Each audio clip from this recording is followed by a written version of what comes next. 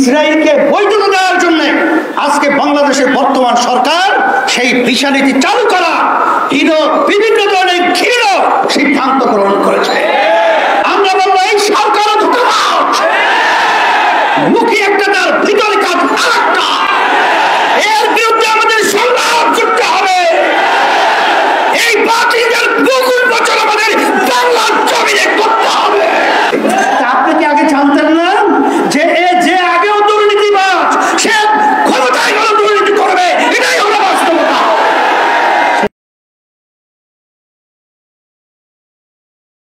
আলহামদুলিল্লাহ ওয়া কাফা সালামুন আলা ইবাদিহিল্লাযিনা ইসতাফা আম্মা বা'দ ফাআউযু বিল্লাহি মিনাশ শাইতানির রাজীম বিসমিল্লাহির রহমানির রহিম ওয়া মাকারাল্লাহ ওয়াল্লাহু খায়রুল মাকিরিন সাদাকাল্লাহুল আলিয়্যুল আযীম وقال رسول الله صلى الله عليه وسلم من رأى منكم منكرا فليغيره بيده فإن لم يستطع فبلسانه فإن لم يستطع فبقلبه وذلك أضعف الإيمان সবাই দুরূদ শরীফ পড়ি। আল্লাহুম্মা সাল্লি আলা সাইয়্যিদিনা শাফিঈনা হাবিবিনা মুহাম্মদ সাল্লাল্লাহু আলাইহি ওয়া আলা আলিহি ওয়া আসহাবিহি ওয়া বারাকা ওয়াসাল্লাম।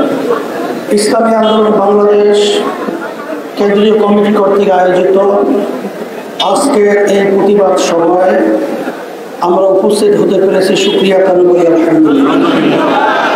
কথা বেশি লম্বা না বলে সংক্ষেপ বলছি। ইসলামী আন্দোলন বাংলাদেশ প্রতিষ্ঠিত হয়েছে ন্যায়কে প্রতিষ্ঠিত করা, অন্যায়কে ধ্বংস করা, ন্যায়ের পক্ষে অন্যায়ের প্রতিবাদে। আর আপনারা জানেন ইসলামী আন্দোলন বাংলাদেশ প্রতিটা থেকে শুরু করে আল্লাহর রহমতে ন্যায়ের পক্ষে অন্যায়ের প্রতিবাদী। আলহামদুলিল্লাহ আমাদের সাধ্যশক্তি অনুযায়ী আমরা চেষ্টা করে যাচ্ছি।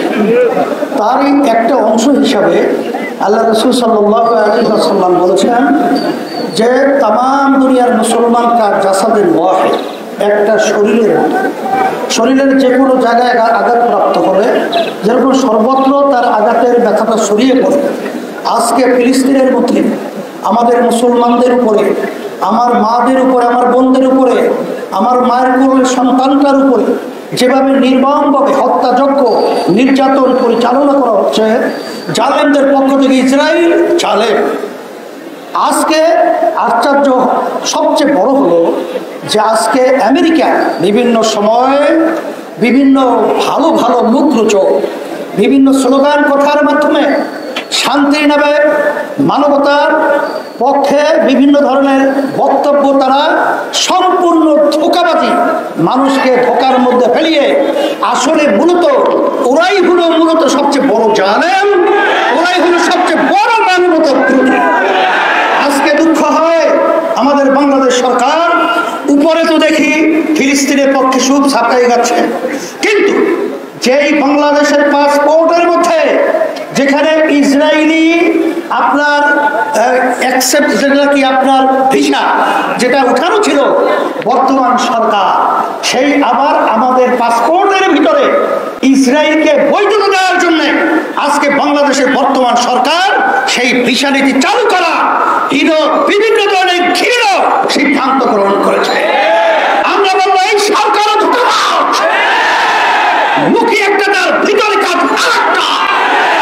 এর বিরুদ্ধে আমাদের সংগ্রাম করতে হবে। এই বাতিলের বুকুর বচন আমাদের বাংলার জমিনে করতে হবে। এই অন্যায়ের বিরুদ্ধে আমাদের অবস্থান যদি তৈরি করতে পারি, আল্লাহর রহমতে যখন হক আসবে বাতিল পালাতে বাধ্য হবে। আজকে বাংলাদেশের সরকারের বিভিন্ন কার্যক্রম আমরা দেখলে আমাদের আমাদের হাসি আসে। আজকে বিভিন্ন বড় বড় অফিসার যারা বড় দায়িত্ব পালন করেছিল তাদেরকে ক্ষমতায় নিয়েছিল বর্তমান সরকার। আজকে কোন স্বার্থের ব্যাঘাত ঘটছে তা জানি না। আজকে তারা আবার দুর্নীতির বিরুদ্ধে তাদের দুর্নীতি সামনে নিয়ে এসে তাদেরকে বিতর্কিত করে আবার মুখরোচক একটা জনগণকে সান্ত্বনা দেওয়ার জন্য বিভিন্ন প্রক্রিয়া শুরু করেছে। তা আপনি কি আগে জানতেন না যে যে আগেও দুর্নীতিবাজ সে ক্ষমতায় গেলে দুর্নীতি করবে? এটাই হলো বাস্তবতা। সেই হিসাবে আজকে আমরা আমাদের ঈমান রক্ষার জন্য আমার আজকে মাজলুম ভাইদের, আমার বোনদের, আমার বাচ্চাদের পক্ষে থাকার জন্য আজকে আমরা মাঠে